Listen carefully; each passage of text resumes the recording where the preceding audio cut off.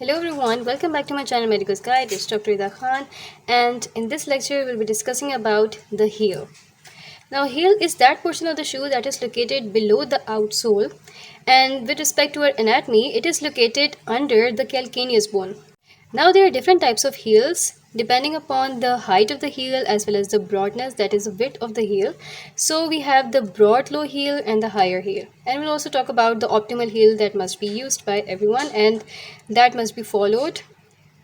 Alright, so in the broad low heel, it provides the greatest stability because you know that the more the heel becomes broader and lower, it can transmit the greater force evenly all around the foot, so to the greater area of the foot, and that's why it provides greatest stability.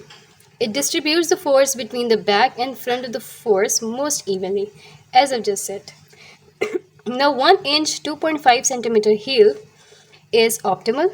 Why? Because it does not significantly disturb the normal hip and knee alignment. It tilts the center of gravity slightly forward and helps in the transition through the stance phase to the swing phase.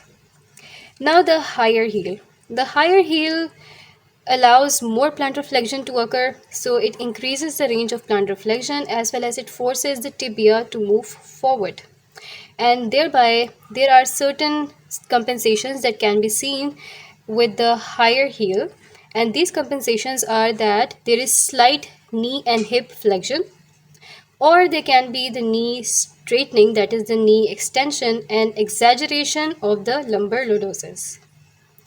Then it transmits the greater stress to the forefoot and knee. Hence, it is desirable for the heel pain because it transmits the force from the heel towards the distal areas, that is the forefoot, towards the knee. So, therefore, the higher heel can be recommended for the heel pain. And it accommodates the rigid pes equinus. The pes equinus is a condition in which the heel is raised upwards, and therefore in that situation, to accommodate that condition, we can use higher heel.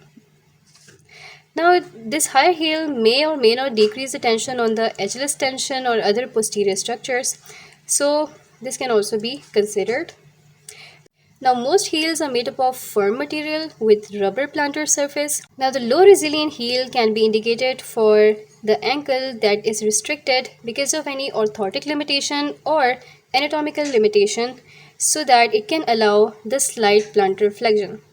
So the low resilient heel can provide a slight plantar flexion. In this way, it can be used by those patients who are having the restriction at the ankle because of any means, because of any orthotic limitation or the anatomical limitation.